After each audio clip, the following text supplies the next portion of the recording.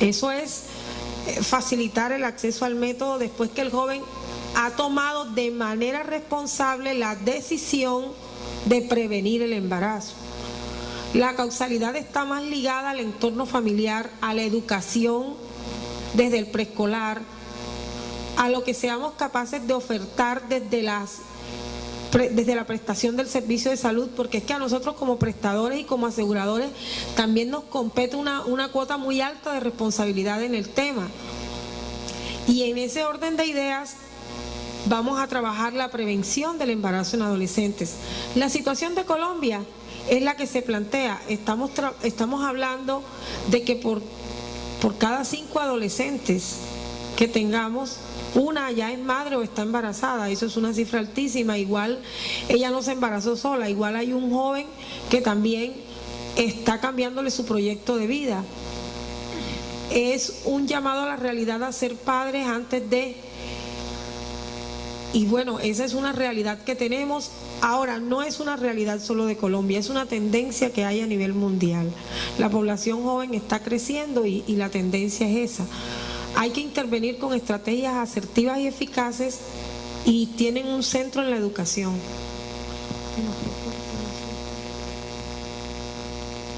Muchas gracias, doctora Celia. El doctor Jesús Rodríguez creo que tiene una pregunta al público.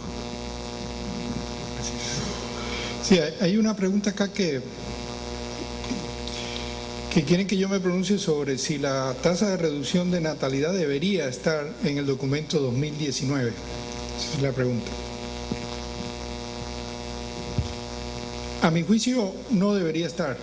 Mejor dicho, a mi juicio no debería haber metas expresadas en términos de indicadores concretos, de valores concretos de crecimiento poblacional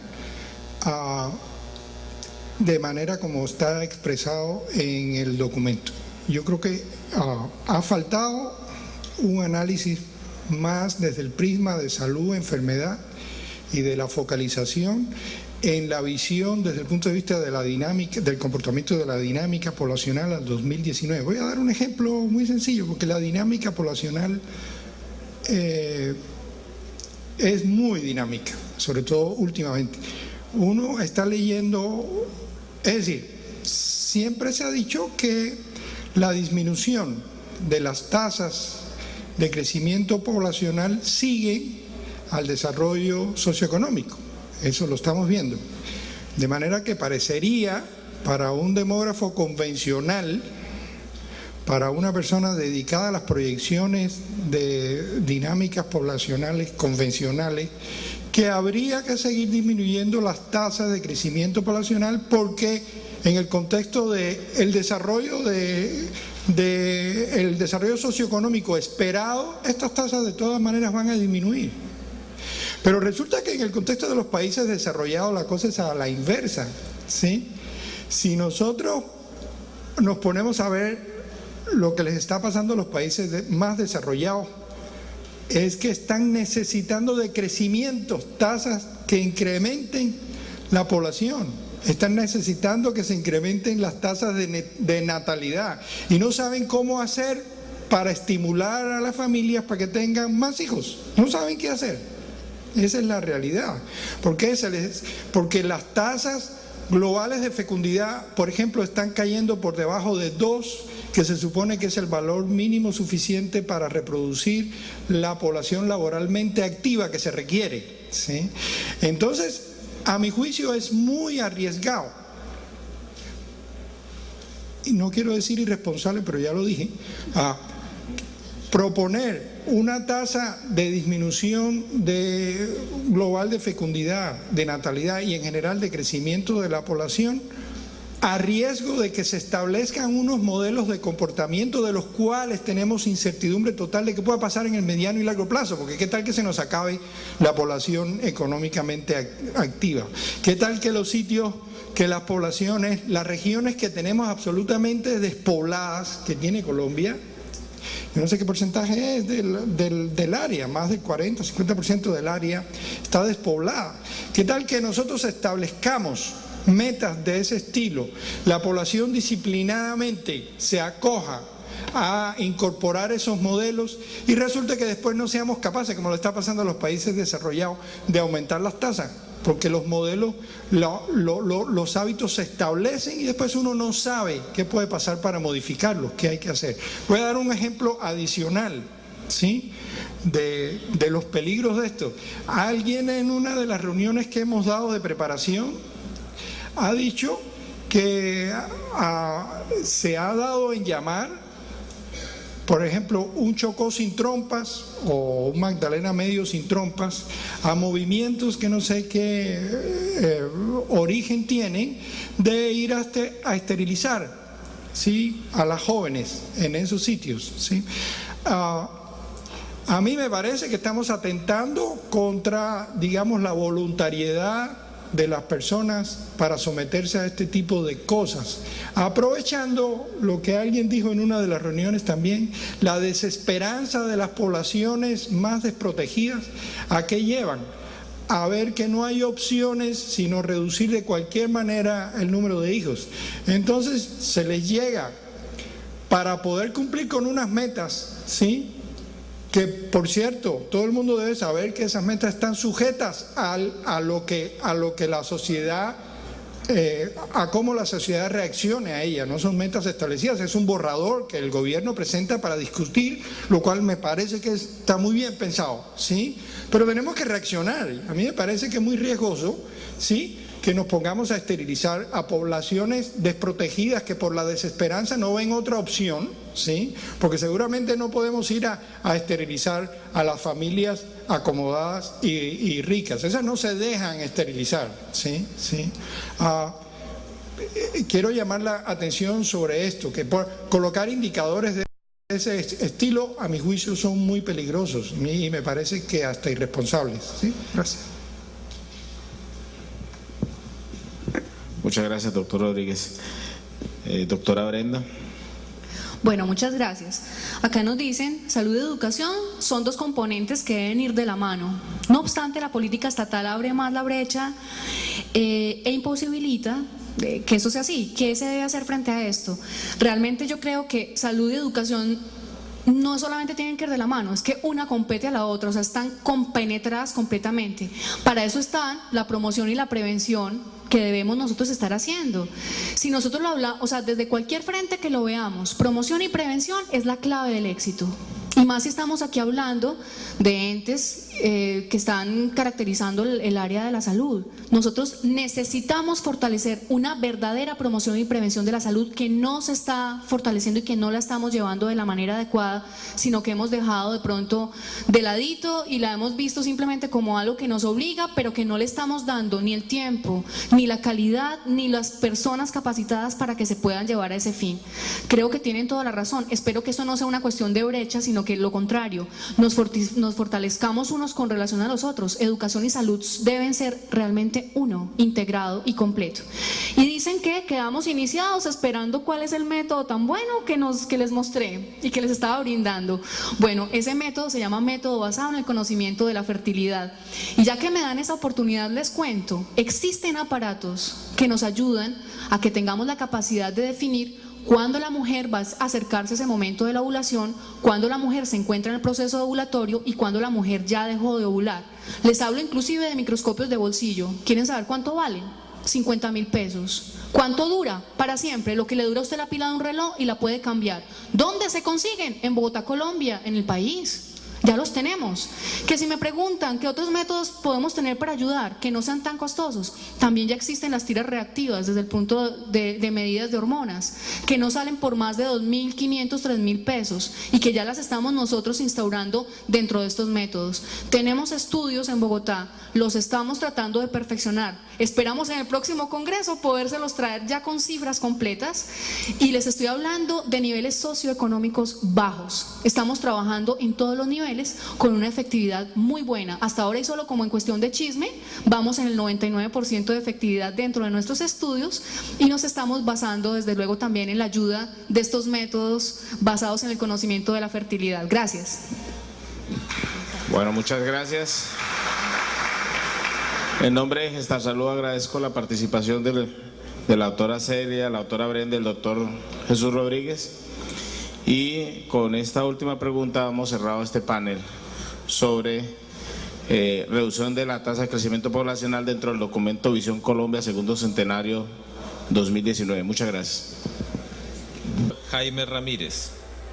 El doctor Jaime Ramírez Moreno es economista con mención meritoria de la Universidad Nacional de Colombia y doctor en Economía y Gestión de la Salud con calificación de sobresaliente cum laude de la Universidad Politécnica de Valencia, España.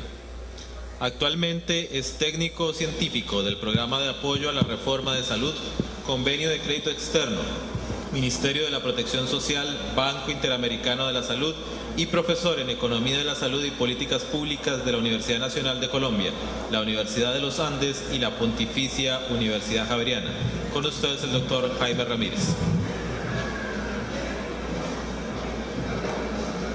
En primer lugar quiero agradecer la invitación de Gestalsalud para presentar este trabajo. Me entusiasma mucho presentar este trabajo en este auditorio, pues hace más o menos 14, 15 años inicié con el Ministerio de Salud de esa época lo que entonces se llamó el Programa de Empresas Solidarias de Salud y el diseño de sistemas de subsidios a la demanda para la creación del régimen subsidiado. Me entusiasma ver cómo este proyecto, a pesar de intervalos difíciles por parte de discusiones políticas sobre la modalidad de las empresas solidarias, hoy siga también como estamos observándolo en este evento. En primer lugar, cuando me invitaron a dictar esta conferencia, pregunté sobre algunas aclaraciones sobre el tema en términos de lo que es costos de transacción. Y pensándolo bien, para unir el tema de costos de transacción con la temática de tener una visión prospectiva del sistema de salud hacia el 2019, he integrado lo que se llaman las formas de gobierno de las transacciones en el sistema de seguridad social en salud. Y estas formas de gobierno integran la aplicación académica de tres elementos conceptuales importantes, como son la teoría de los derechos de propiedad, la teoría del principal y del agente y la teoría de los costos de transacción propiamente dicho. En el lenguaje corriente se habla de costos de transacción, pero en el lenguaje académico normalmente se expresan a través de algo que se llama la nueva economía institucional de las formas de gobierno de las transacciones. ¿Por qué creo que es pertinente este enfoque para analizar la estructura de relaciones entre los agentes y las poblaciones en los sistemas de salud? Creo que en los sistemas que no alcanzan cobertura universal y aún en los que alcanzan, se generan formas de apropiación de los recursos y de los servicios muy complejas y distintas, dadas las reglas que fija cada sistema. La apropiación de recursos y de servicios no es una apropiación, entre comillas, individual, espontánea, de parte de los agentes del sistema y de la parte de los individuos, sino que está sujeta a un conjunto de reglas. Y esas reglas, al expresarse como derechos de propiedad, ¿no es cierto?, incluyen la capacidad que tienen unos individuos de beneficiarse, pero también incluyen sistemas de exclusión de otros individuos que no pueden beneficiarse. Lo que se plantea acá es que los mecanismos de inclusión y exclusión están expresados en el sistema de manera formal y que en muchas oportunidades las reglas profundizan los niveles de inclusión o profundizan los niveles de exclusión. En tal sentido, para desarrollar este trabajo sobre el sistema, he planteado un marco conceptual que empieza por la teoría de los derechos de propiedad. Cuando uno habla de la teoría de los derechos de propiedad, pareciera ser que solo hablara de la propiedad privada y de los intercambios de derechos de propiedad entre los agentes a través del mercado. Se hizo una gran revisión de la literatura sobre el significado de los derechos de propiedad. Para darle un contenido más amplio, se recoge la idea de John Locke en el sentido de que la propiedad es la forma como los individuos se apropian y se distribuyen los bienes y la riqueza de que está compuesta la sociedad. Y ese concepto de propiedad, John Locke lo asocia con que la función primordial del Estado y de los gobiernos, porque este concepto lo desarrolla en el segundo tratado sobre el gobierno civil, de que la función principal de los gobiernos es la salvaguardia de los derechos. Si hay algo que explica la razón de ser del Estado y el gobierno, al contrario de lo que creía Thomas Hobbes, que era la protección y la seguridad, John Locke afirma que lo que le da legitimidad a la acción gubernamental es la protección de los derechos de propiedad. Posteriormente, Marx y Engels desarrollan un concepto de que los derechos de propiedad bien definidos están asociados al buen desempeño económico de los sistemas y que los derechos de propiedad se forman en las estructuras productivas de cada sociedad y no en la manera como los agentes intercambian esos derechos a través de los mercados. Entonces va a diferenciar dos ámbitos de aplicación de la teoría de los derechos de propiedad para explicar cómo se producen los bienes, que está muy asociada a la manera como se apropian y cómo se distribuyen los bienes.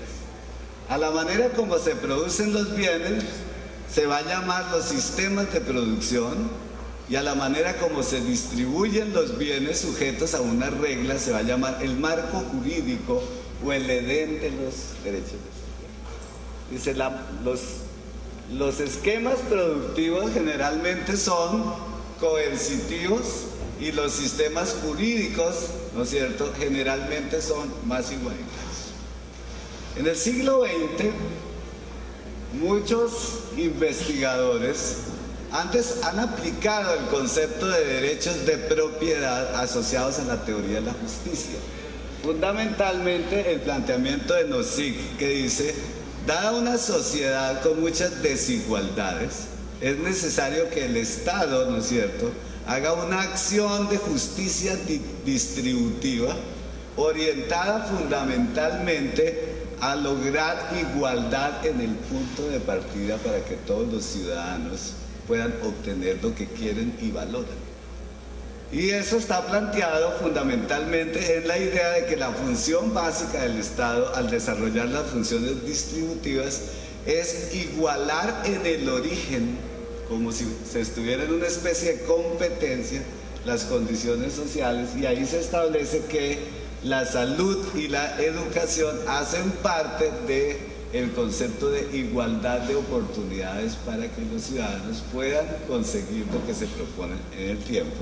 Y el concepto de la economía institucional, que es el que voy a desarrollar en este trabajo, que hace énfasis no solo en categorías tales como apropiación y distribución de los bienes, sino fundamentalmente hace énfasis en ubicar la estructura de los derechos de propiedad en una perspectiva histórica. Los derechos van cambiando a través del tiempo y las formas jurídicas lo que hacen es reforzar cómo se apropian los individuos de la propiedad. En principio se definen unas categorías sobre los derechos de propiedad. Primero, el derecho a utilizar activos, que se define como derechos de usuarios, muy aplicable a la estructura del sector de la salud en la versión de lo que Grossman llamaba el capital salud. Los individuos tienen derecho a apropiarse de un activo y ese activo puede ser salud. El derecho a obtener una renta del activo, en el sentido de que el activo puede ser, ¿no es cierto?, generador de ingresos, o el activo puede servir para ser intercambiado.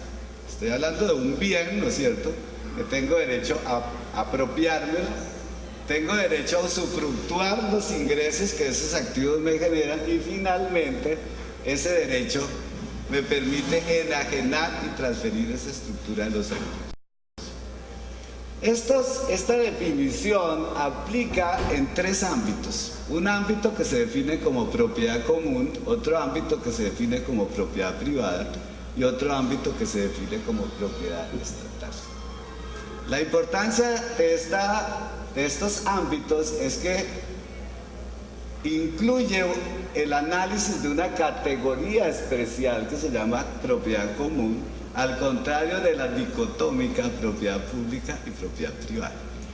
La teoría de la propiedad común se basa en asociaciones corporativas y voluntarias de los individuos para construirles soluciones a sus propias necesidades, sin que esté determinado no solo la acción individual, sin que esté determinada la obligatoriedad para todos los individuos. Entonces lo que dice es, hay unas tierras comunales que son de uso para quienes son capaces de financiar los costos sociales de esas tierras comunales.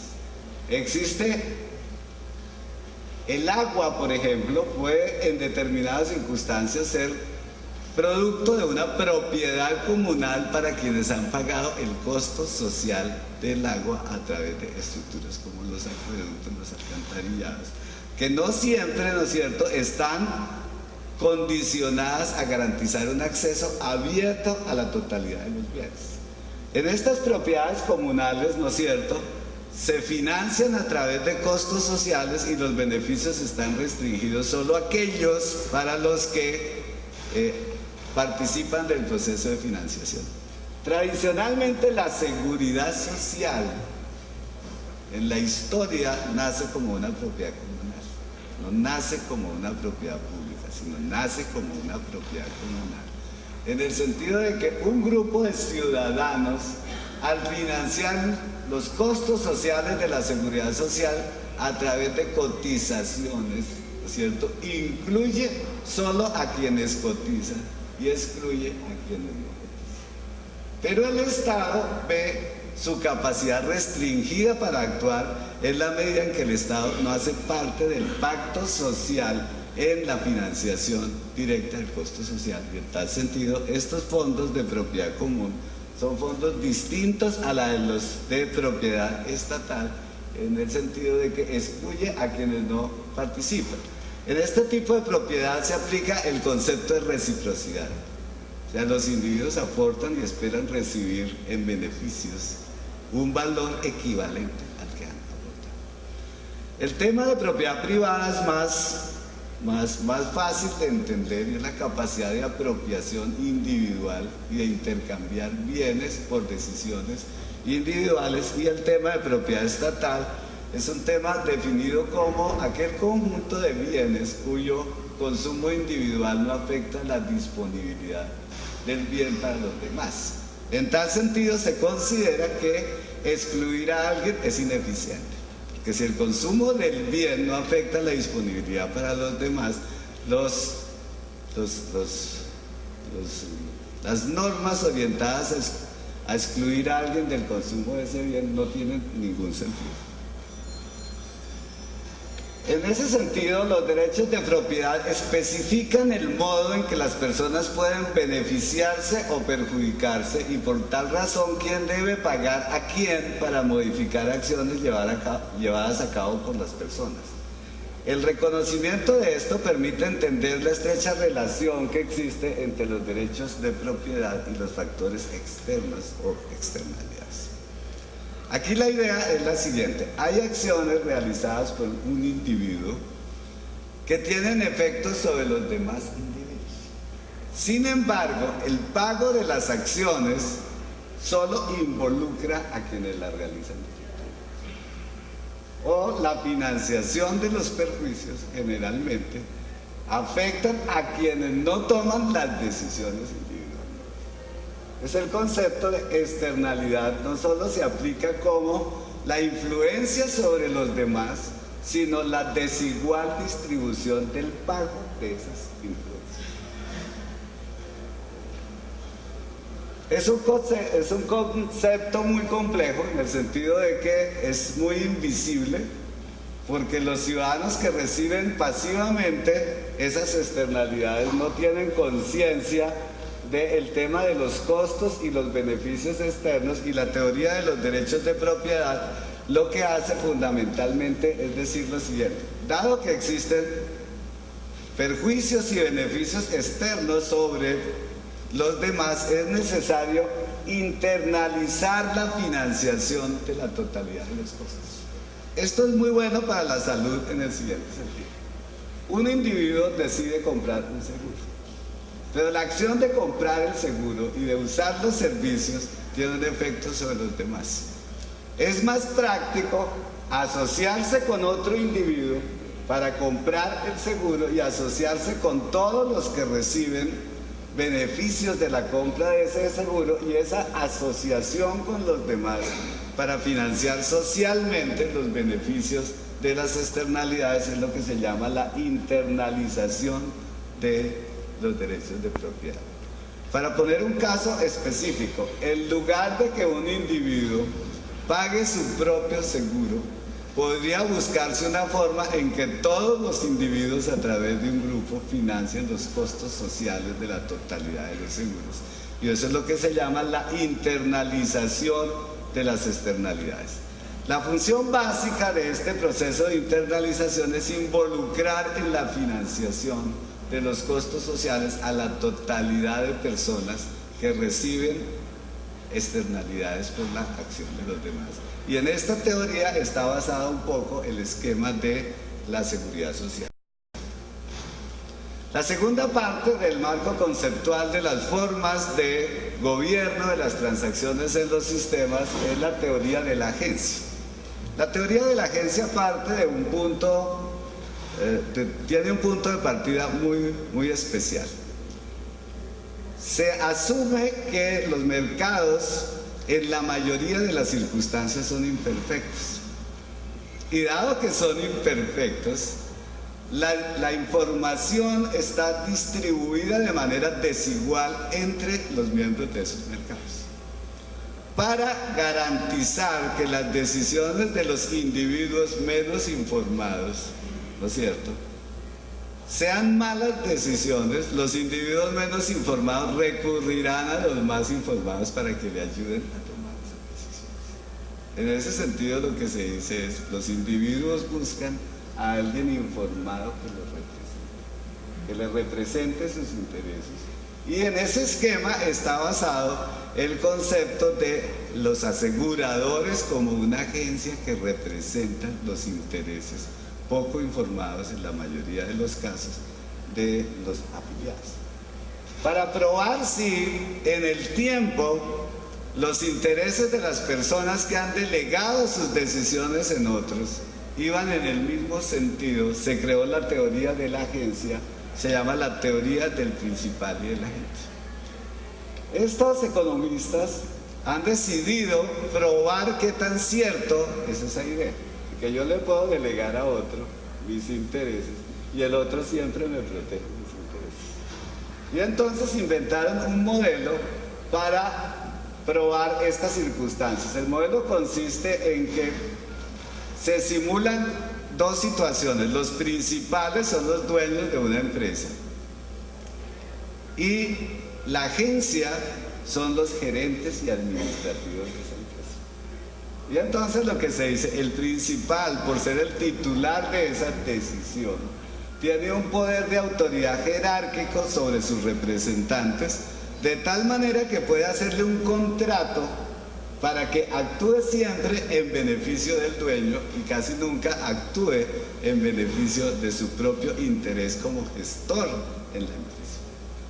Y probaron a través del tiempo que a medida que los gerentes se apropian de la información privilegiada sobre el desarrollo de las empresas y los mercados, los gerentes empiezan a desarrollar sus propios intereses por fuera de los intereses de los dueños de los principales. Y que existían unos costos especiales que significaban a los propietarios observar el comportamiento de los gestores y de los administradores para saber si todas las decisiones de los gestores estaban en concordancia con las decisiones de los propietarios. Y encontraron fundamentalmente que si los gerentes maximizan y los propietarios quieren maximizar, los intereses en el tiempo se van volviendo divergentes en favor de los agentes y en contra de los principales. En el tiempo se vuelven más importantes los gestores que los mismos propietarios. Eso es lo que dice la teoría de la agencia. Me parece, abriendo un paréntesis, que esto es muy útil para entender cómo se comporta la relación entre la propiedad de las empresas solidarias y los gestores de las empresas.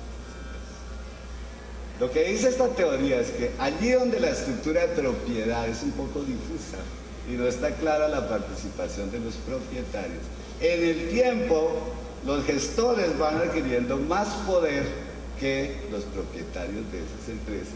Y a ese poder se denomina la captación de rentas residuales, monetarias y no monetarias a través del tiempo. Y esas transferencias pueden ser dadas a través de salarios o beneficios extrasalariales que van captando los gestores. Como mecanismos para equilibrar esto, se recomienda siempre generar estructuras de propiedad mucho más integradas a la gestión y no separar los ámbitos de la gestión de los ámbitos de la propiedad. La idea de aplicar este concepto es que tan cierto es en el tiempo que las EPS sean los representantes de los usuarios. Y si puedo aplicar el concepto del principal y del agente para interpretar si efectivamente las EPS actúan siempre en beneficio de los afiliados o a veces actúan en beneficio de sí mismos. Y si esa no convergencia de intereses puede poner en duda, ¿no es cierto?, nuestro sistema de delegaciones a través de organizaciones especializadas en este tema. Ese estilo, a mi juicio, son muy peligrosos y me parece que hasta irresponsables. ¿Sí? Gracias. Muchas gracias, doctor Rodríguez. Doctora Brenda. Bueno, muchas gracias. Acá nos dicen, salud y educación son dos componentes que deben ir de la mano. No obstante, la política estatal abre más la brecha e imposibilita que eso sea así. ¿Qué se debe hacer frente a esto? Realmente yo creo que salud y educación no solamente tienen que ir de la mano, es que una compete a la otra, o sea, están compenetradas completamente. Para eso están la promoción y la prevención que debemos nosotros estar haciendo. Si nosotros lo hablamos, o sea, desde cualquier frente que lo veamos, promoción y prevención es la clave del éxito. Y más si estamos aquí hablando de entes que están caracterizando el área de la salud. Nosotros necesitamos fortalecer una verdadera promoción y prevención de la salud que no se está fortaleciendo y que no la estamos llevando de la manera adecuada, sino que hemos dejado de pronto de ladito y la hemos visto simplemente como algo que nos obliga, pero que no le estamos dando ni el tiempo, ni la calidad, ni las personas capacitadas para que se puedan llevar a ese fin. Creo que tienen toda la razón. Espero que esto no sea una cuestión de brecha, sino que lo contrario, nos fortalezcamos unos con relación a los otros. Educación y salud deben ser realmente uno, integrado y completo. Y dicen que quedamos iniciados esperando cuál es el método tan bueno que les mostré y que les estaba brindando. Bueno, ese método se llama método basado en el conocimiento de la fertilidad. Y ya que me dan esa oportunidad, les cuento, existen aparatos que nos ayudan a que tengamos la capacidad de definir cuando la mujer va a acercarse a ese momento de la ovulación, cuando la mujer se encuentra en el proceso ovulatorio y cuando la mujer ya dejó de ovular. Les hablo inclusive de microscopios de bolsillo. ¿Quieren saber cuánto valen? 50.000 pesos. ¿Cuánto dura? Para siempre, lo que le dura a usted la pila de un reloj y la puede cambiar. ¿Dónde se consiguen? En Bogotá, Colombia, en el país. Ya los tenemos. Que si me preguntan qué otros métodos podemos tener para ayudar, que no sean tan costosos, también ya existen las tiras reactivas desde el punto de medidas de hormonas, que no salen por más de 2.500, 3.000 pesos y que ya las estamos nosotros instaurando dentro de estos métodos. Tenemos estudios en Bogotá, los estamos tratando de perfeccionar. Esperamos en el próximo congreso podérselos traer ya con cifras completas y les estoy hablando de niveles socioeconómicos bajos. Estamos trabajando en todos los niveles. niveles con una efectividad muy buena. Hasta ahora y solo como en cuestión de chisme, vamos en el 99% de efectividad dentro de nuestros estudios y nos estamos basando desde luego también en la ayuda de estos métodos basados en el conocimiento de la fertilidad. Gracias. Bueno, muchas gracias. En nombre de Gestalsalud agradezco la participación de la doctora Celia, la doctora Brenda, el doctor Jesús Rodríguez. Y con esta última pregunta hemos cerrado este panel sobre reducción de la tasa de crecimiento poblacional dentro del documento Visión Colombia Segundo Centenario 2019. Muchas gracias. Jaime Ramírez. El doctor Jaime Ramírez Moreno es economista con mención meritoria de la Universidad Nacional de Colombia y doctor en Economía y Gestión de la Salud con calificación de sobresaliente cum laude de la Universidad Politécnica de Valencia, España. Actualmente es técnico científico del Programa de Apoyo a la Reforma de Salud, Convenio de Crédito Externo, Ministerio de la Protección Social, Banco Interamericano de la Salud y profesor en Economía de la Salud y Políticas Públicas de la Universidad Nacional de Colombia, la Universidad de los Andes y la Pontificia Universidad Javeriana. Con ustedes el doctor Jaime Ramírez. En primer lugar quiero agradecer la invitación de Gestalsalud para presentar este trabajo. Me entusiasma mucho presentar este trabajo en este auditorio, pues hace más o menos 14, 15 años inicié con el Ministerio de Salud de esa época lo que entonces se llamó el Programa de Empresas Solidarias de Salud y el diseño de sistemas de subsidios a la demanda para la creación del régimen subsidiado.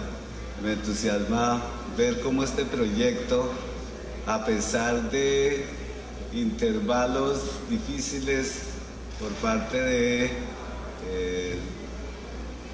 discusiones políticas sobre la modalidad de las empresas solidarias, hoy siga también como estamos observándolo en este evento.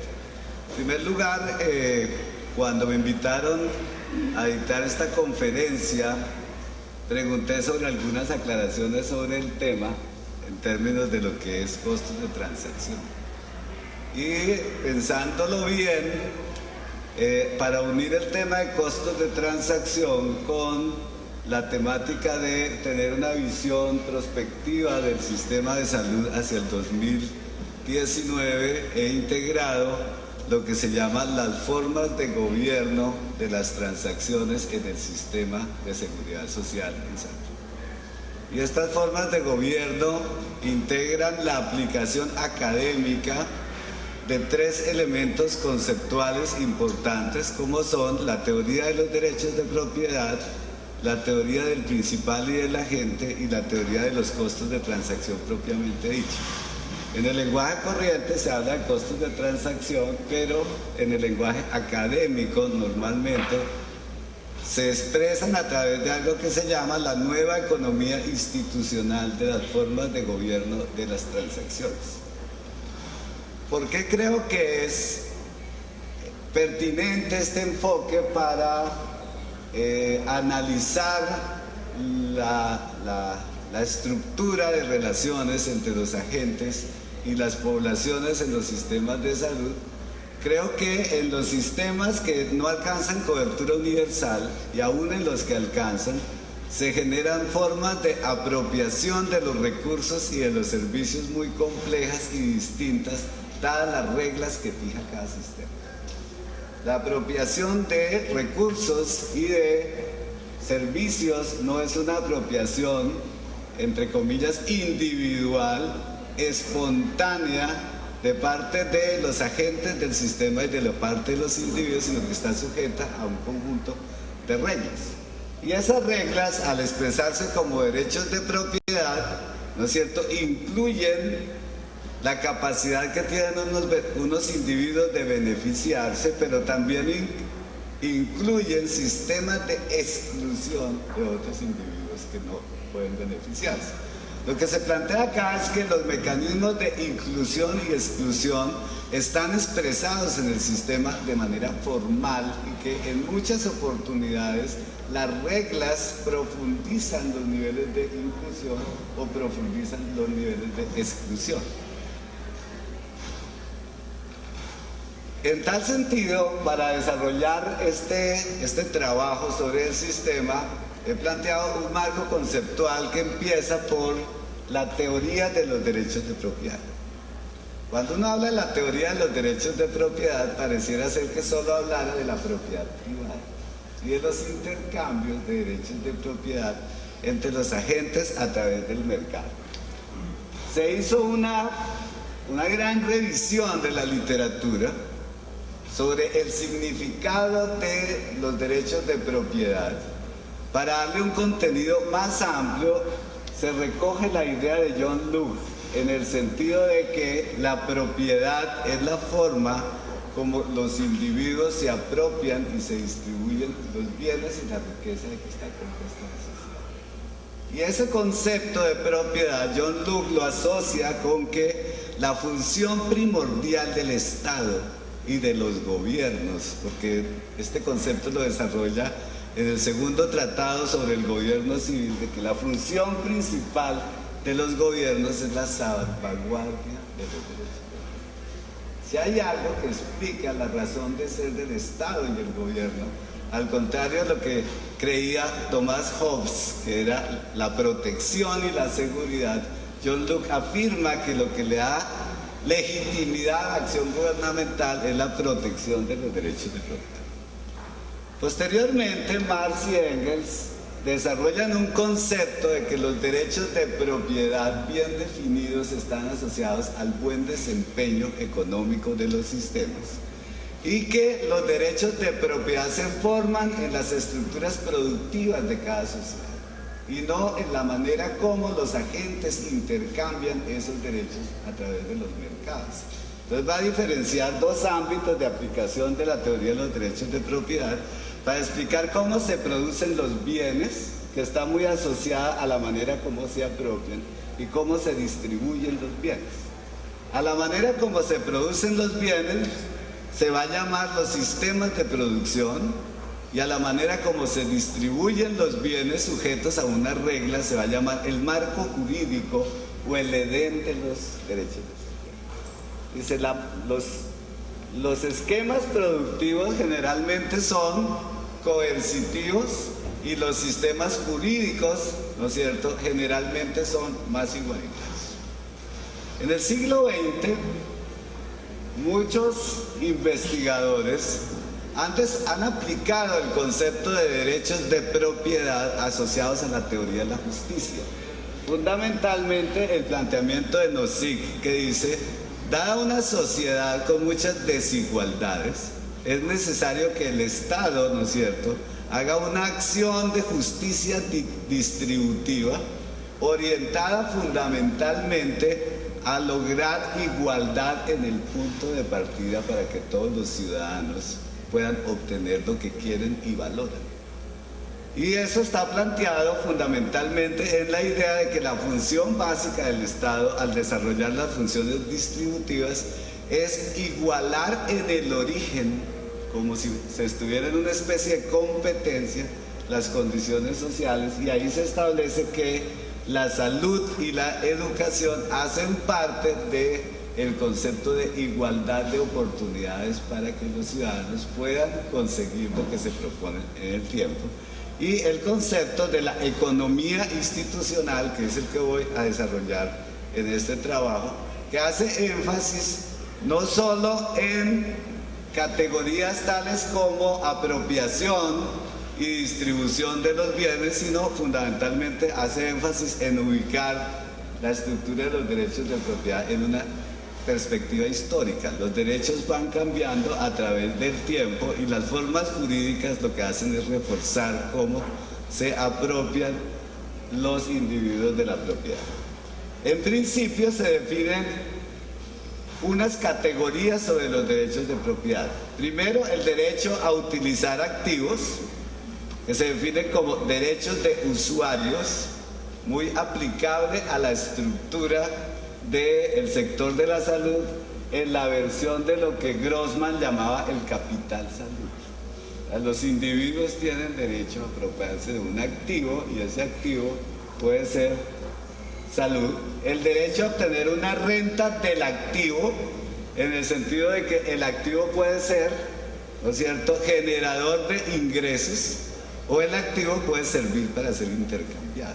Estoy hablando de un bien, ¿no es cierto?, que tengo derecho a apropiármelo, tengo derecho a usufructuar los ingresos que esos activos me generan y finalmente ese derecho me permite enajenar y transferir esa estructura de los activos. Esta definición aplica en tres ámbitos. Un ámbito que se define como propiedad común, otro ámbito que se define como propiedad privada y otro ámbito que se define como propiedad estatal. La importancia de estos ámbitos es que incluye el análisis de una categoría especial que se llama propiedad común, al contrario de la dicotómica propiedad pública y propiedad privada. La teoría de la propiedad común se basa en asociaciones corporativas y voluntarias de los individuos para construirles soluciones a sus propias necesidades, sin que esté determinado no solo la acción individual, sin que esté determinada la obligatoriedad para todos los individuos. Entonces lo que dice es, hay unas tierras comunales que son de uso para quienes son capaces de financiar los costos sociales de esas tierras comunales.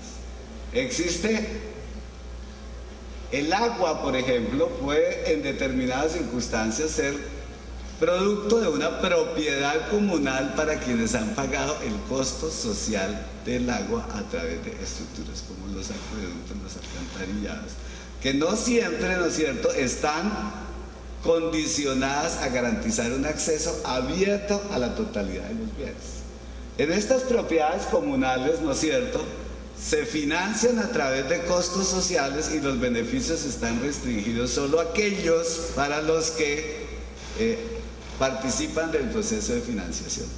Tradicionalmente la seguridad social en la historia nace como una propiedad comunal, no nace como una propiedad pública, sino nace como una propiedad comunal, en el sentido de que un grupo de ciudadanos, al financiar los costos sociales de la seguridad social a través de cotizaciones, ¿no es cierto?, incluye solo a quienes cotizan y excluye a quienes no cotizan.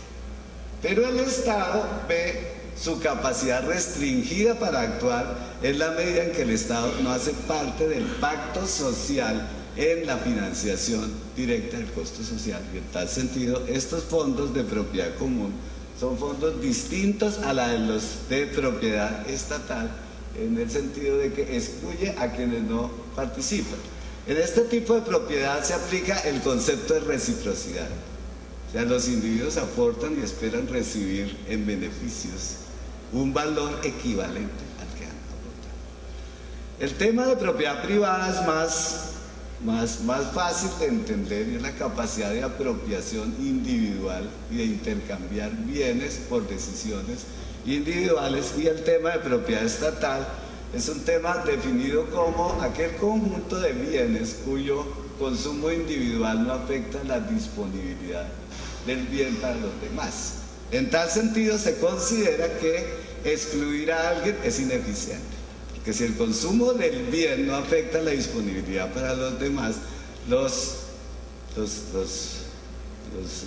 las normas orientadas a excluir a alguien del consumo de ese bien no tienen ningún sentido. En ese sentido, los derechos de propiedad especifican el modo en que las personas pueden beneficiarse o perjudicarse, y por tal razón quién debe pagar a quién para modificar acciones llevadas a cabo por las personas. El reconocimiento de esto permite entender la estrecha relación que existe entre los derechos de propiedad y los factores externos o externalidades. Aquí la idea es la siguiente: hay acciones realizadas por un individuo que tienen efectos sobre los demás individuos. Sin embargo, el pago de las acciones solo involucra a quienes la realizan. O la financiación de los perjuicios generalmente afectan a quienes no toman las decisiones individuales. Es el concepto de externalidad, no solo se aplica como la influencia sobre los demás, sino la desigual distribución del pago de esas influencias. Es un concepto muy complejo en el sentido de que es muy invisible, porque los ciudadanos que reciben pasivamente esas externalidades no tienen conciencia del tema de los costos y los beneficios externos, y la teoría de los derechos de propiedad lo que hace fundamentalmente es decir lo siguiente: dado que existen perjuicios y beneficios externos sobre los demás, es necesario internalizar la financiación de la totalidad de los costos. Esto es muy bueno para la salud en el siguiente sentido. Un individuo decide comprar un seguro, pero la acción de comprar el seguro y de usar los servicios tiene un efecto sobre los demás. Es más práctico asociarse con otro individuo para comprar el seguro y asociarse con todos los que reciben beneficios de la compra de ese seguro, y esa asociación con los demás para financiar socialmente los beneficios de las externalidades es lo que se llama la internalización de los derechos de propiedad. Para poner un caso específico, en lugar de que un individuo pague su propio seguro, podría buscarse una forma en que todos los individuos a través de un grupo financien los costos sociales de la totalidad de los seguros. Y eso es lo que se llama la internalización de las externalidades. La función básica de este proceso de internalización es involucrar en la financiación de los costos sociales a la totalidad de personas que reciben externalidades por la acción de los demás. Y en esta teoría está basado un poco el esquema de la seguridad social. La segunda parte del marco conceptual de las formas de gobierno de las transacciones en los sistemas es la teoría de la agencia. La teoría de la agencia parte de un punto, tiene un punto de partida muy especial. Se asume que los mercados en la mayoría de las circunstancias son imperfectos. Y dado que son imperfectos, la información está distribuida de manera desigual entre los miembros de esos mercados. Para garantizar que las decisiones de los individuos menos informados, ¿no es cierto?, sean malas decisiones, los individuos menos informados recurrirán a los más informados para que le ayuden a tomar esas decisiones. En ese sentido, lo que se dice es: los individuos buscan a alguien informado que les represente sus intereses. Y en ese esquema está basado el concepto de los aseguradores como una agencia que representa los intereses poco informados en la mayoría de los casos de los afiliados. Para probar si en el tiempo los intereses de las personas que han delegado sus decisiones en otros iban en el mismo sentido, se creó la teoría de la agencia, se llama la teoría del principal y del agente. Estos economistas han decidido probar qué tan cierto es esa idea, que yo le puedo delegar a otro mis intereses y el otro siempre me protege mis intereses. Y entonces inventaron un modelo para probar estas circunstancias. El modelo consiste en que se simulan dos situaciones. Los principales son los dueños de una empresa y la agencia son los gerentes y administrativos de esa empresa. Y entonces lo que se dice, el principal, por ser el titular de esa decisión, tiene un poder de autoridad jerárquico sobre sus representantes, de tal manera que puede hacerle un contrato para que actúe siempre en beneficio del dueño y casi nunca actúe en beneficio de su propio interés como gestor en la empresa. Y probaron a través del tiempo que a medida que los gerentes se apropian de la información privilegiada sobre el desarrollo de las empresas y los mercados, los gerentes empiezan a desarrollar sus propios intereses por fuera de los intereses de los dueños, de los principales. Y que existían unos costos especiales que significaban a los propietarios observar el comportamiento de los gestores y de los administradores para saber si todas las decisiones de los gestores estaban en concordancia con las decisiones de los propietarios. Y encontraron fundamentalmente que si los gerentes maximizan y los propietarios quieren maximizar, los intereses en el tiempo se van volviendo divergentes en favor de los agentes y en contra de los principales. En el tiempo se vuelven más importantes los gestores que los mismos propietarios. Eso es lo que dice la teoría de la agencia. Me parece, abriendo un paréntesis, que esto es muy útil para entender cómo se comporta la relación entre la propiedad de las empresas solidarias y los gestores de las empresas. Lo que dice esta teoría es que allí donde la estructura de propiedad es un poco difusa y no está clara la participación de los propietarios, en el tiempo los gestores van adquiriendo más poder que los propietarios de esas empresas. Y a ese poder se denomina la captación de rentas residuales monetarias y no monetarias a través del tiempo. Y esas transferencias pueden ser dadas a través de salarios o beneficios extrasalariales que van captando los gestores. Como mecanismos para equilibrar esto, se recomienda siempre generar estructuras de propiedad mucho más integradas a la gestión y no separar los ámbitos de la gestión de los ámbitos de la propiedad. La idea de aplicar este concepto es que tan cierto es en el tiempo que las EPS sean los representantes de los usuarios. Y si puedo aplicar el concepto del principal y del agente para interpretar si efectivamente las EPS actúan siempre en beneficio de los afiliados o a veces actúan en beneficio de sí mismos. Y si esa no convergencia de intereses puede poner en duda, ¿no es cierto?, nuestro sistema de delegaciones a través de organizaciones especializadas en este tema. Los costos de capacidad, ¿no es cierto?, incluyen la capacidad que tienen unos individuos de beneficiarse, pero también incluyen sistemas de exclusión de otros individuos que no pueden beneficiarse. Lo que se plantea acá es que los mecanismos de inclusión y exclusión están expresados en el sistema de manera formal y que en muchas oportunidades las reglas profundizan los niveles de inclusión o profundizan los niveles de exclusión. En tal sentido, para desarrollar este trabajo sobre el sistema, he planteado un marco conceptual que empieza por la teoría de los derechos de propiedad.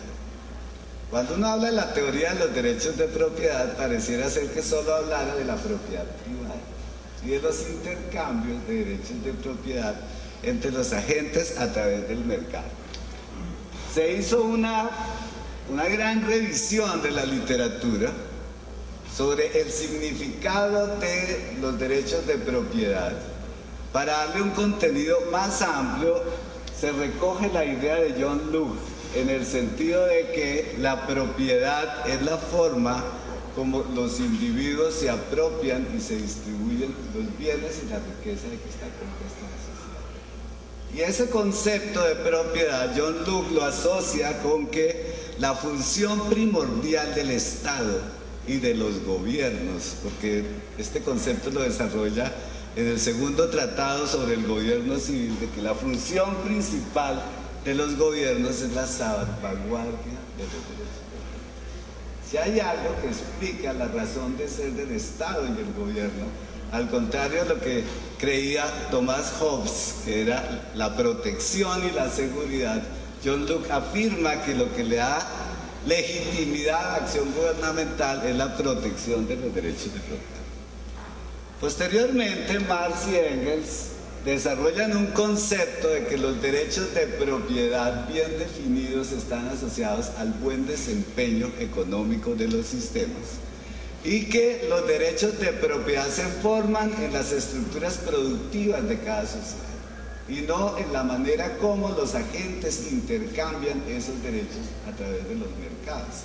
Entonces va a diferenciar dos ámbitos de aplicación de la teoría de los derechos de propiedad para explicar cómo se producen los bienes, que está muy asociada a la manera como se apropian y cómo se distribuyen los bienes.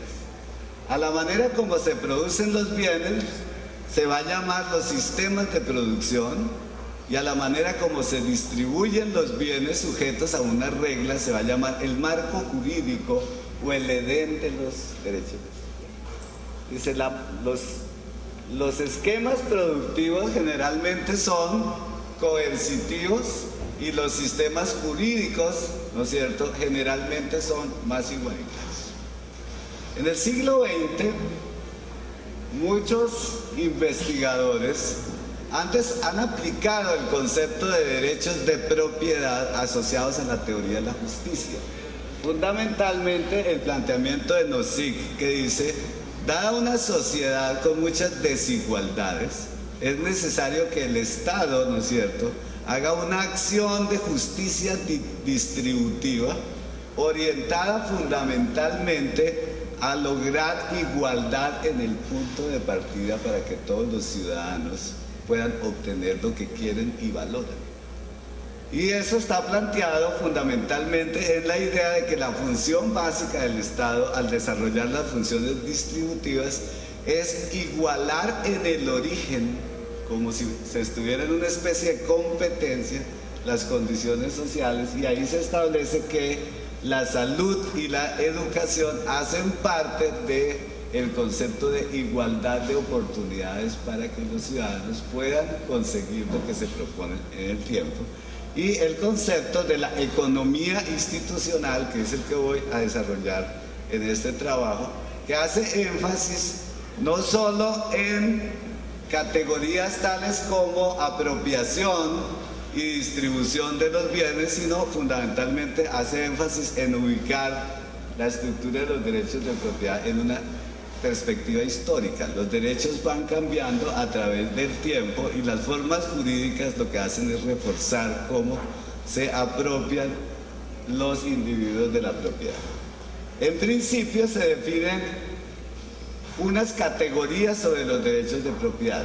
Primero, el derecho a utilizar activos, que se define como derechos de usuarios, muy aplicable a la estructura del sector de la salud en la versión de lo que Grossman llamaba el capital salud. Los individuos tienen derecho a apropiarse de un activo y ese activo puede ser salud, el derecho a obtener una renta del activo, en el sentido de que el activo puede ser, ¿no es cierto?, generador de ingresos, o el activo puede servir para ser intercambiado. Estoy hablando de un bien, ¿no es cierto?, que tengo derecho a apropiarme, tengo derecho a usufructuar los ingresos que esos activos me generan y finalmente ese derecho me permite enajenar y transferir esa estructura de los activos. Esta definición aplica en tres ámbitos. Un ámbito que se define como propiedad común, otro ámbito que se define como propiedad privada y otro ámbito que se define como propiedad estatal. La importancia de estos ámbitos es que incluye el análisis de una categoría especial que se llama propiedad común, al contrario de la dicotómica propiedad pública y propiedad privada. La teoría de la propiedad común se basa en asociaciones corporativas y voluntarias de los individuos para construirles soluciones a sus propias necesidades, sin que esté determinado no solo la acción individual, sin que esté determinada la obligatoriedad para todos los individuos. Entonces lo que dice es, hay unas tierras comunales que son de uso para quienes son capaces de financiar los costos sociales de esas tierras comunales. Existe el agua, por ejemplo, puede en determinadas circunstancias ser producto de una propiedad comunal para quienes han pagado el costo social del agua a través de estructuras como los acueductos, los alcantarillados, que no siempre, ¿no es cierto?, están condicionadas a garantizar un acceso abierto a la totalidad de los bienes. En estas propiedades comunales, ¿no es cierto?, se financian a través de costos sociales y los beneficios están restringidos solo a aquellos para los que participan del proceso de financiación.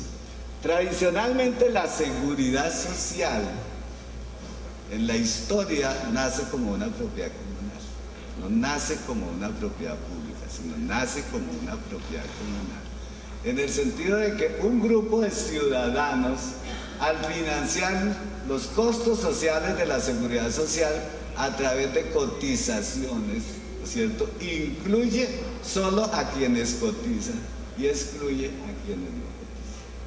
Pero el Estado ve su capacidad restringida para actuar en la medida en que el Estado no hace parte del pacto social en la financiación directa del costo social. Y en tal sentido, estos fondos de propiedad común son fondos distintos a los de propiedad estatal, en el sentido de que excluye a quienes no participan. En este tipo de propiedad se aplica el concepto de reciprocidad. O sea, los individuos aportan y esperan recibir en beneficios un valor equivalente al que han aportado. El tema de propiedad privada es más fácil de entender, y es la capacidad de apropiación individual y de intercambiar bienes por decisiones individuales. Y el tema de propiedad estatal es un tema definido como aquel conjunto de bienes cuyo consumo individual no afecta la disponibilidad del bien para los demás. En tal sentido, se considera que excluir a alguien es ineficiente, porque si el consumo del bien no afecta la disponibilidad para los demás, las normas orientadas a excluir a alguien del consumo de ese bien no tienen ningún sentido. En ese sentido, los derechos de propiedad especifican el modo en que las personas pueden beneficiarse o perjudicarse, y por tal razón quién debe pagar a quién para modificar acciones llevadas a cabo por las personas. El reconocimiento de esto permite entender la estrecha relación que existe entre los derechos de propiedad y los factores externos o externalidades. Aquí la idea es la siguiente: hay acciones realizadas por un individuo que tienen efectos sobre los demás individuos. Sin embargo, el pago de las acciones solo involucra a quienes las realizan directamente. O la financiación de los perjuicios generalmente afectan a quienes no toman las decisiones individuales. Es el concepto de externalidad, no solo se aplica como la influencia sobre los demás, sino la desigual distribución del pago de esas influencias.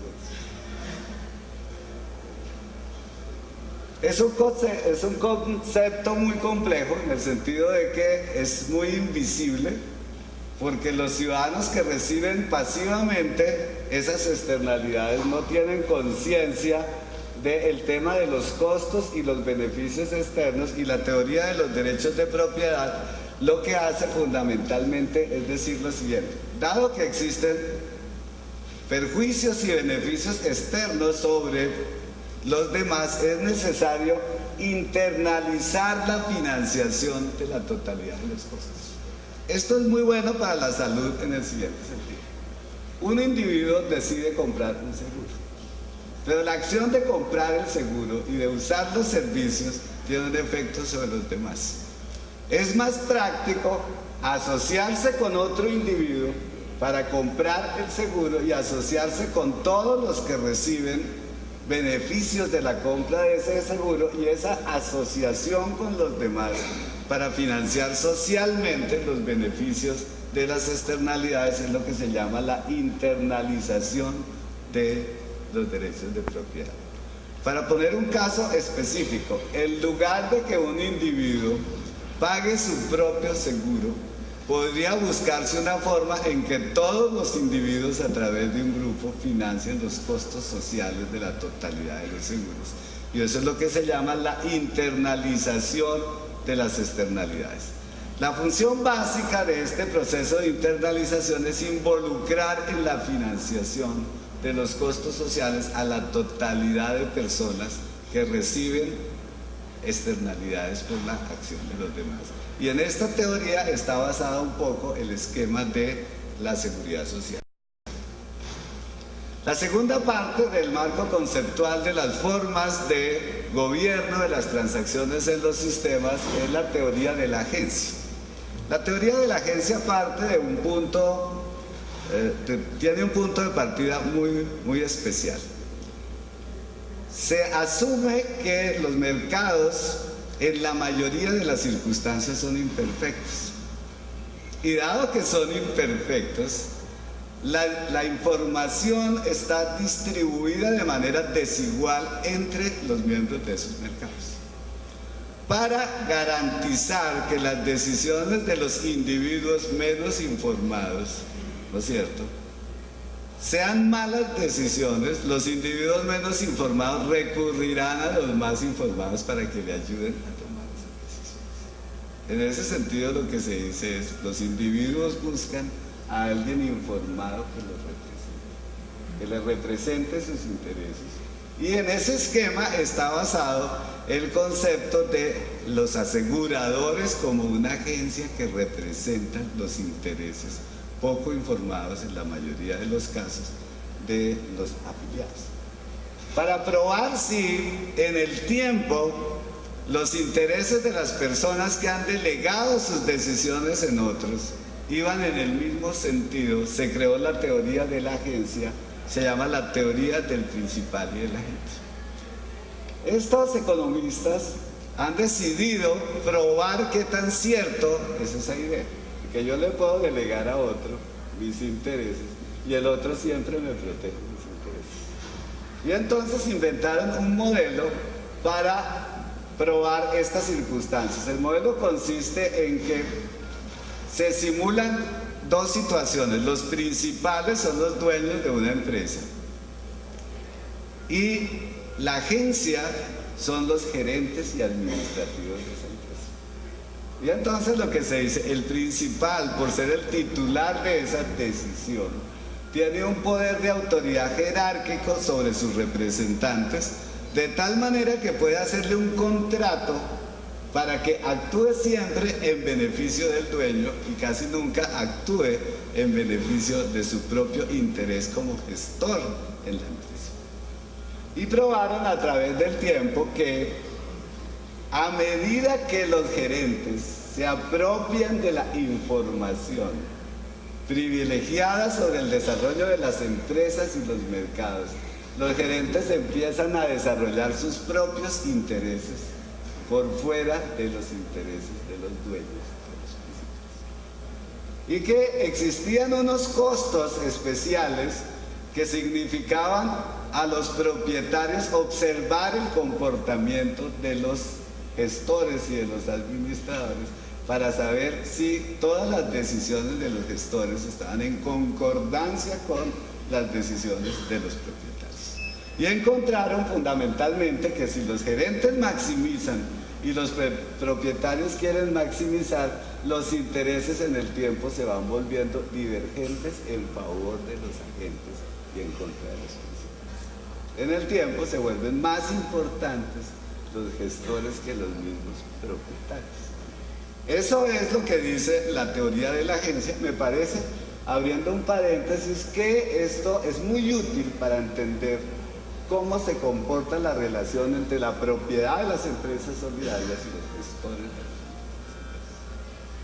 Lo que dice esta teoría es que allí donde la estructura de propiedad es un poco difusa y no está clara la participación de los propietarios, en el tiempo los gestores van adquiriendo más poder que los propietarios de esas empresas. Y a ese poder se denomina la captación de rentas residuales monetarias y no monetarias a través del tiempo. Y esas transferencias pueden ser dadas a través de salarios o beneficios extrasalariales que van captando los gestores. Como mecanismos para equilibrar esto, se recomienda siempre generar estructuras de propiedad mucho más integradas a la gestión y no separar los ámbitos de la gestión de los ámbitos de la propiedad. La idea de aplicar este concepto es que tan cierto es en el tiempo que las EPS sean los representantes de los usuarios. Y si puedo aplicar el concepto del principal y del agente para interpretar si efectivamente las EPS actúan siempre en beneficio de los afiliados o a veces actúan en beneficio de sí mismos.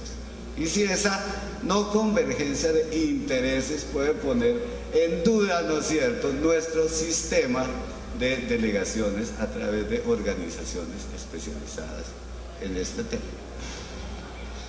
Los costos de...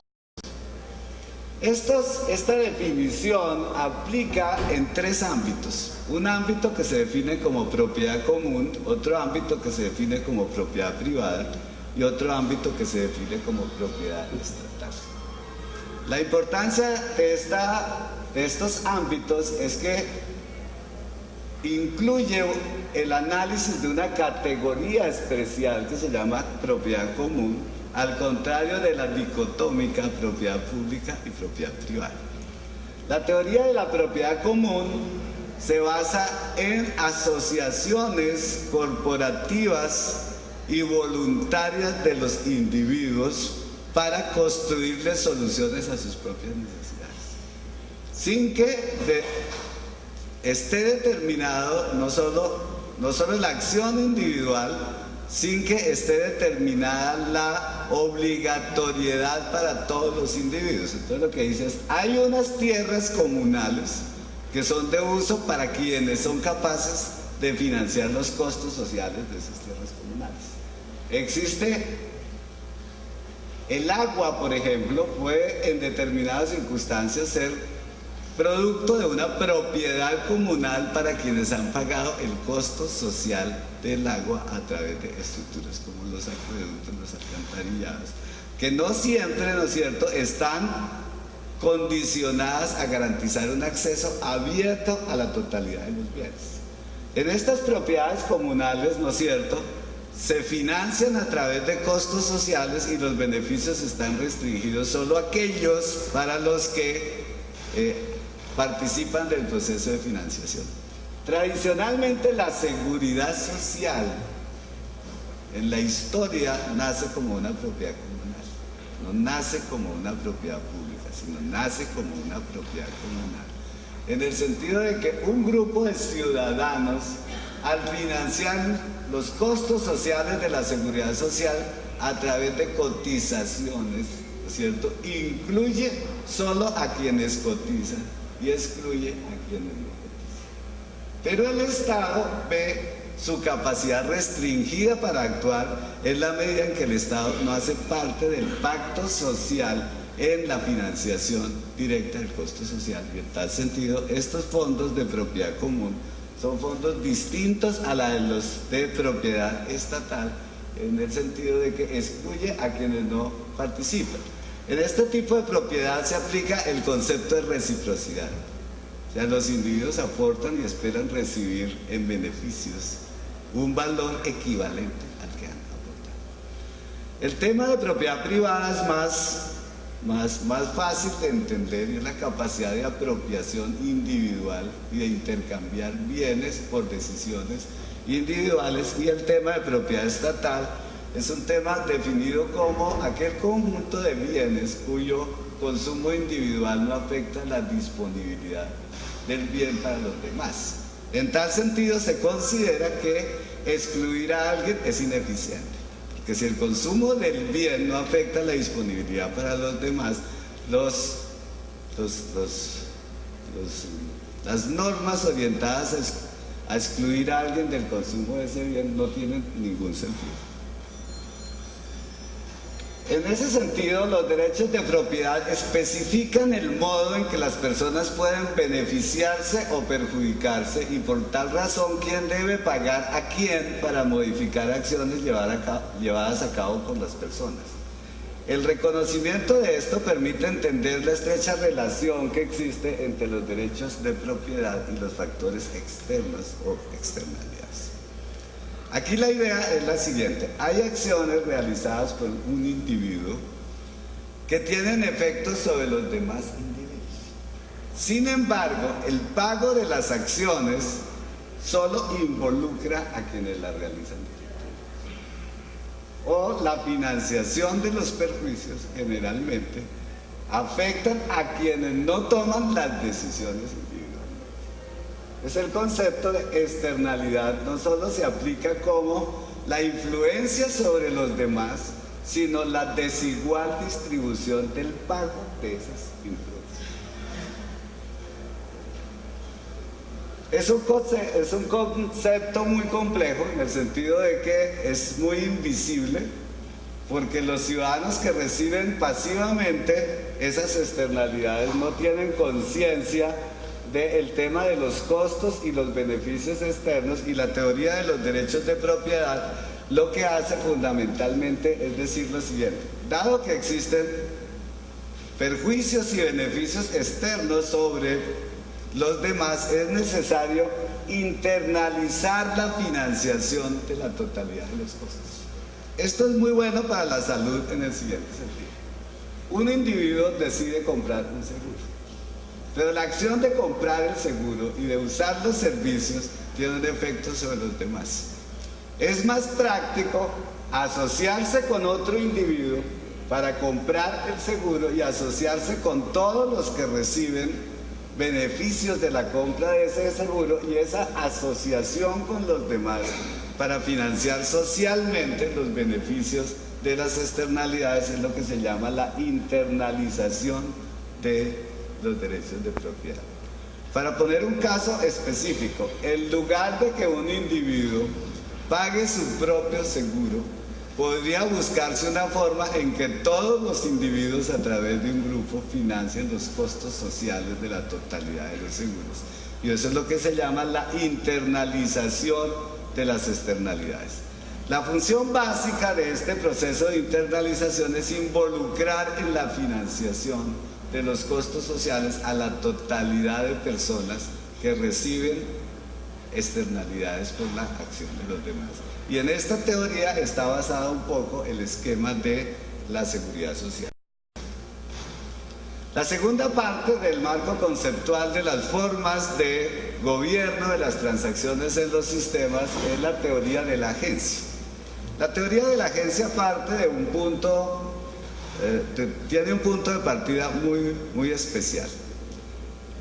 Se asume que los mercados en la mayoría de las circunstancias son imperfectos.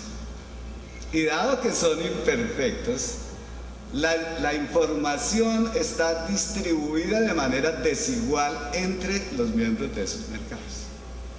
Para garantizar que las decisiones de los individuos menos informados, ¿no es cierto?, sean malas decisiones, los individuos menos informados recurrirán a los más informados para que le ayuden a tomar esas decisiones. En ese sentido, lo que se dice es: los individuos buscan a alguien informado que les represente sus intereses. Y en ese esquema está basado el concepto de los aseguradores como una agencia que representa los intereses poco informados en la mayoría de los casos de los afiliados. Para probar si en el tiempo los intereses de las personas que han delegado sus decisiones en otros iban en el mismo sentido, se creó la teoría de la agencia, se llama la teoría del principal y del agente. Estos economistas han decidido probar qué tan cierto es esa idea, que yo le puedo delegar a otro mis intereses y el otro siempre me protege mis intereses. Y entonces inventaron un modelo para probar estas circunstancias. El modelo consiste en que se simulan dos situaciones. Los principales son los dueños de una empresa y la agencia son los gerentes y administrativos de esa empresa. Y entonces lo que se dice, el principal, por ser el titular de esa decisión, tiene un poder de autoridad jerárquico sobre sus representantes, de tal manera que puede hacerle un contrato para que actúe siempre en beneficio del dueño y casi nunca actúe en beneficio de su propio interés como gestor en la empresa.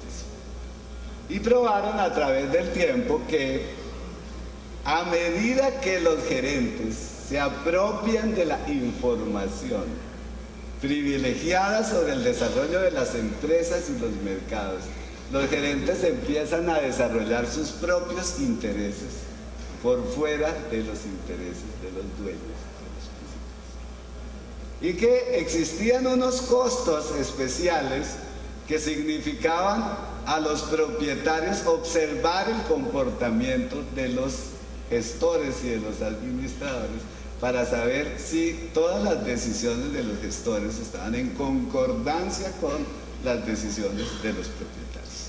Y encontraron fundamentalmente que si los gerentes maximizan y los propietarios quieren maximizar, los intereses en el tiempo se van volviendo divergentes en favor de los agentes y en contra de los principales. En el tiempo se vuelven más importantes los gestores que los mismos propietarios.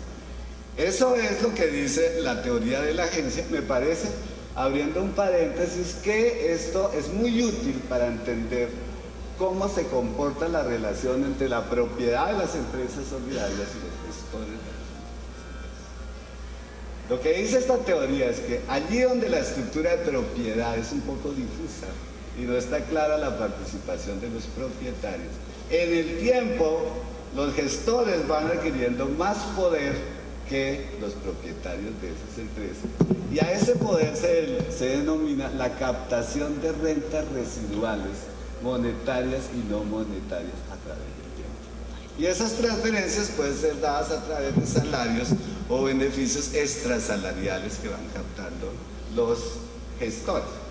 Como mecanismos para equilibrar esto, se recomienda siempre generar estructuras de propiedad mucho más integradas a la gestión y no separar los ámbitos de la gestión de los ámbitos de la propiedad.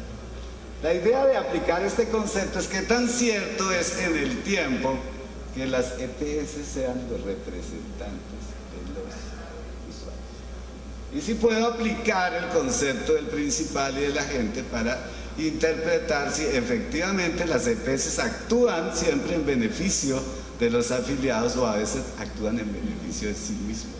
Y si esa no convergencia de intereses puede poner en duda, ¿no es cierto?, nuestro sistema de delegaciones a través de organizaciones especializadas en este tema. Los costos de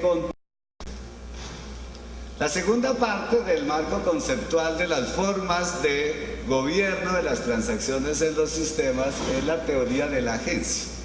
La teoría de la agencia parte de un punto, tiene un punto de partida muy especial.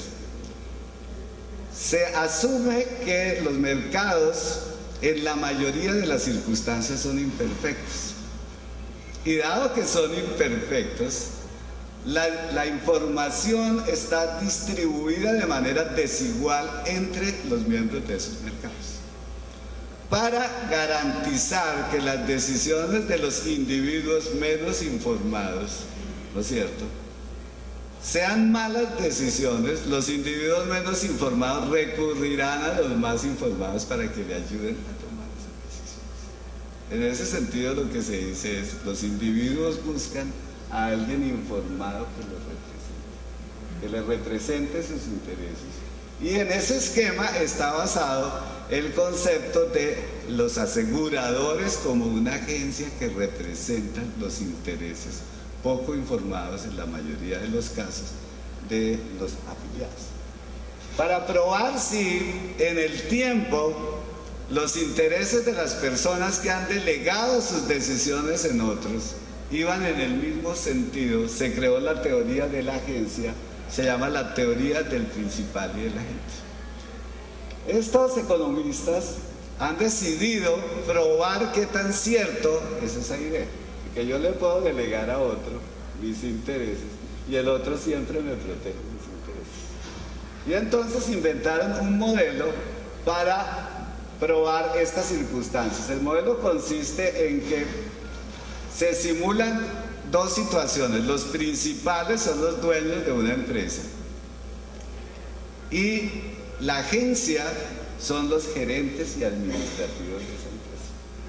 Y entonces lo que se dice, el principal, por ser el titular de esa decisión, tiene un poder de autoridad jerárquico sobre sus representantes, de tal manera que puede hacerle un contrato para que actúe siempre en beneficio del dueño y casi nunca actúe en beneficio de su propio interés como gestor en la empresa. Y probaron a través del tiempo que a medida que los gerentes se apropian de la información privilegiada sobre el desarrollo de las empresas y los mercados, los gerentes empiezan a desarrollar sus propios intereses por fuera de los intereses de los dueños de los principales. Y que existían unos costos especiales que significaban a los propietarios observar el comportamiento de los gestores y de los administradores para saber si todas las decisiones de los gestores estaban en concordancia con las decisiones de los propietarios. Y encontraron fundamentalmente que si los gerentes maximizan y los propietarios quieren maximizar, los intereses en el tiempo se van volviendo divergentes en favor de los agentes y en contra de los principales. En el tiempo se vuelven más importantes los gestores que los mismos propietarios. Eso es lo que dice la teoría de la agencia. Me parece, abriendo un paréntesis, que esto es muy útil para entender cómo se comporta la relación entre la propiedad de las empresas solidarias y los gestores de las empresas. Lo que dice esta teoría es que allí donde la estructura de propiedad es un poco difusa y no está clara la participación de los propietarios, en el tiempo los gestores van adquiriendo más poder que los propietarios de esas empresas. Y a ese poder se denomina la captación de rentas residuales, monetarias y no monetarias a través del tiempo. Y esas transferencias pueden ser dadas a través de salarios o beneficios extrasalariales que van captando los gestores. Como mecanismos para equilibrar esto, se recomienda siempre generar estructuras de propiedad mucho más integradas a la gestión y no separar los ámbitos de la gestión de los ámbitos de la propiedad. La idea de aplicar este concepto es que tan cierto es en el tiempo que las EPS sean los representantes de los usuarios. Y si puedo aplicar el concepto del principal y de la gente para interpretar si efectivamente las EPS actúan siempre en beneficio de los afiliados o a veces actúan en beneficio de sí mismos. Y si esa no convergencia de intereses puede poner en duda, ¿no es cierto?, nuestro sistema de delegaciones a través de organizaciones especializadas en este tema. Los costos de